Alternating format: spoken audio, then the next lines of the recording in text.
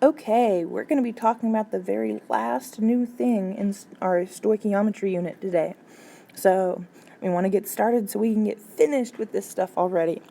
So, these last notes should be on the very, very back side of the last page of your notes packet. So, flip that packet all the way over to the back side, and let's get started. The first thing we're going to talk about with this percent yield thing is just an everyday example with no complicated chemistry involved. Let's just imagine you get a test back, or any assignment really, and it says that you got 18 out of 25 questions correct. Well, in order to find what your percentage was on that test, you're going to have to take your 18 that you got correct, divided by the 25 total, and multiply by 100, because you want it to be a percent. Everything that's a percentage is out of 100. So we got our first fraction, and then multiplying by 100 because we want a percent. And if we did that, then we would get 72 as our percentage on the test, and that is also kind of the percent yield of questions we got right, just to be using some of the terms that we're going to in a moment. So, how does this apply to chemistry? Well, let's look at some of these definitions and the equation that you see a little lower down from this example. Below where you have the space for two different definitions, you're going to see this formula for percent yield. And it's in the exact same format as every other percent that we find. We have a fraction at the beginning, actual over theoretical here, and then timesing by 100, of course, because we're a percentage. So if we brought this back to our test example, then the actual yield is the number of problems you actually got correct. That's our 18 example. And the theoretical yield is, in theory, how many questions could you have gotten right? Just theoretically, because we know you can't assume you're going to get all of them right. So just like we did 18 divided by 25 times 100 there, this formula would have us do the same thing. It's just putting these weird, more complicated words with the values. So let's figure out what these weird, complicated words mean. The theoretical yield is going to be the calculated maximum amount of product that can be formed. So this is like the values and the numbers we've been coming up with the stoichiometry already, is that according to the numbers we've been using and the values we trust and the rules we're following, this should theoretically make a certain amount of product. The actual yield can't be calculated. It has to be measured because it actually happened in the lab. So the biggest obstacle you're going to run into is when you get a problem, you're going to be given a number as your theoretical and a number as your actual. And you need to ask yourself, did that actually happen? And if it did actually happen and it wasn't just a theory or supposed to happen, then that's the actual yield value. Let's look at an example real quick. So here, it says that a chemist produced 6.58 grams of a compound. Did she actually produce it? Yes, there's no hesitation, there's no, well, she wanted to or she tried to. It says that she produced 6.58 grams. So we're going to mark this real quick with an A because that is our actual yield. As we keep reading, we see that although her calculations indicated that she should have produced 9 grams, did she actually produce that 9 grams? No, she should have. She didn't quite manage to. So we're going to mark that 9 grams with a T because that is our theoretical yield. So now it's asking us to find her percent yield. Well, that's easy. We're always going to be given this formula that's up at the top. Actual divided by theoretical times 100. We found my actual and our theoretical to use, so let's plug them in. Actual is 6.58. Our theoretical is 9.00. And then because it's a percent, we can't forget to multiply by 100. And and we get 73.1% as our percent yield in this case. Simple division. So let's step it up a notch and try something where we don't just plug in the numbers we see here. In this example, it says that excess aqueous copper sulfate reacts with aluminum, theoretically yielding aluminum sulfate and 9.5 grams of copper. Here they were nice enough to even tell us that we are theoretically yielding aluminum sulfate and our 9.5 grams of copper. So I can go ahead and label that with a T as my theoretical and keep reading. Says what mass of copper is actually produced if the percent yield of the copper is 80%. So I was given my theory and my percent, but not my actual. So it seems like it's trying to get me to calculate the actual yield. So I'm going to have to rearrange my equation a little bit so that I can solve for actual yield and then just plug in all my numbers. So my formula starts off, and I'm going to abbreviate it just a little bit, as my percent is equal to the actual over theoretical times 100. And that times 100 is the first thing that's getting in the way of getting this actual value all by itself. So I'm going to divide by 100 on both sides of the equal sign. And so now that should cancel out my times 100 that I started off with. And now the actual is just divided by my theory.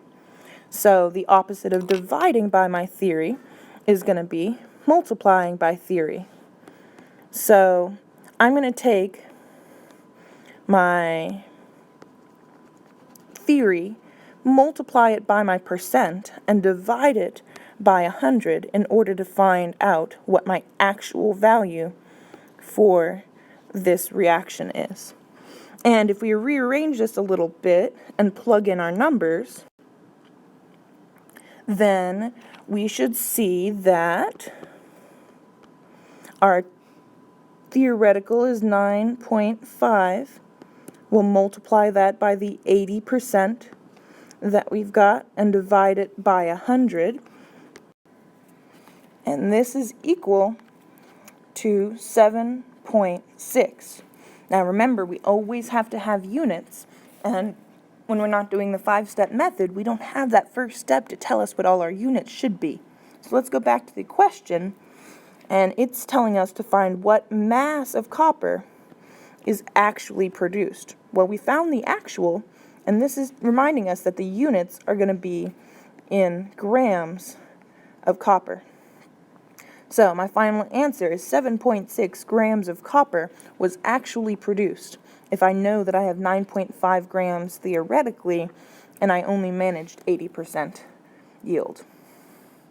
So this one involved rearranging my equation a little bit, but once I managed that little bit of algebra, then everything was still just plugging in. This last example is going to be a little bit more involved. Let's read through and figure out how. This says that water was decomposed by the following reaction. Okay, I see the reaction down here. It says calculate the percent yield. So I'm still finding the percent yield of oxygen produced by 36.1 grams of water, forming 27.3 grams of oxygen. Well, the first thing I noticed is that it says we are forming, it's reacting and forms 27.3 grams of oxygen. So this is our actual down here. But also, what we notice is that this number, the 36.1 grams of water, is not the theoretical yield of oxygen. This is talking about water when it's asking me to find the percent yield of oxygen. Well, I don't want water. I need to cancel that out. I need to get rid of that water and get some more information about oxygen. Anyone already seeing where we're going to have to go with this? Because as soon as I start wanting to cancel out substances and convert substances between each other, that means I need some stoichiometry first. So what's going to happen is that we're going to use that 36.1 grams of water as our given, and we're going to use that to calculate the theoretical yield of oxygen. And then we can use that theoretical yield with our actual yield and get the actual answer that the question is looking for. So, bear with me. I'm going to have to draw out all the stoichiometry and we'll make it fit. And then we'll go ahead and do that percent yield. It'll be so easy after doing the stoichiometry again. So, like I said, we're going to have to use that 36.1 grams of water. And the first thing we know we've got to do when we're given grams of water is cancel out grams of water. So we're going to need to know that the molar mass of water is 18.015 grams per mole. And I know I'm going to need another molar mass of oxygen is 31.998 grams per mole, but we'll get to there. But as soon as I've found those numbers, and remember, those are the molar masses, so I just added those up from the periodic table, then I'm going to put the 18.015 grams of water on the bottom, and that always goes with 1 mole of water because it's our molar mass. It's always the mass of 1 mole. And now that I have moles of water, I can convert the substances into the substance I want. So I wanted to find oxygen. I need to find that theoretical yield of O2. So I'm canceling out moles of water on the bottom, using the 2 from my balanced coefficient, turning it into oxygen. I'm going to need to put 1 mole of oxygen on top. And then I don't want how many moles I have, because I can't compare that to the grams that it gave me that I actually measured. So I got to turn these moles into grams. Luckily, I know our molar mass.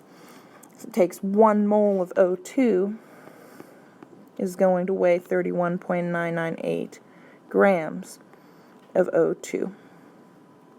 That's not supposed to be Q2, O2. So I've got my stoichiometry all set up here, and I'm going to neaten this up real quick.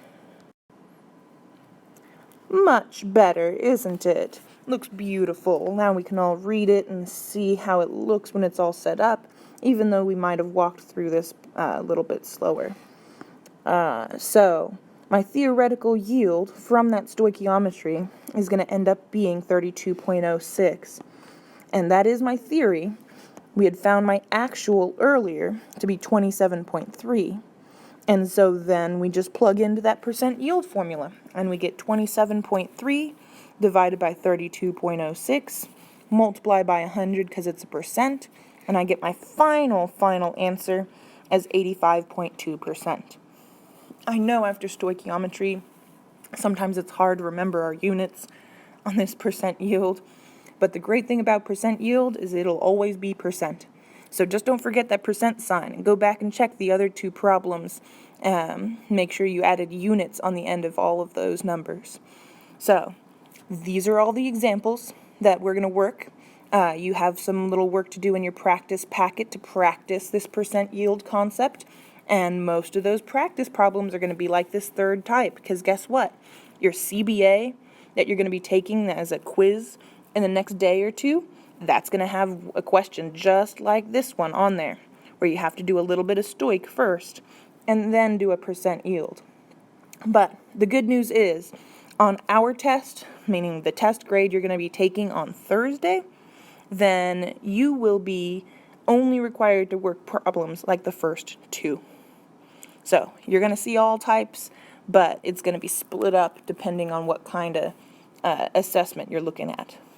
So it's been a pleasure, guys, and I hope that you kind of think this is a great way to finish up our unit and a nice, easy topic. If you got any questions, just come on next door and ask Miss Eckert.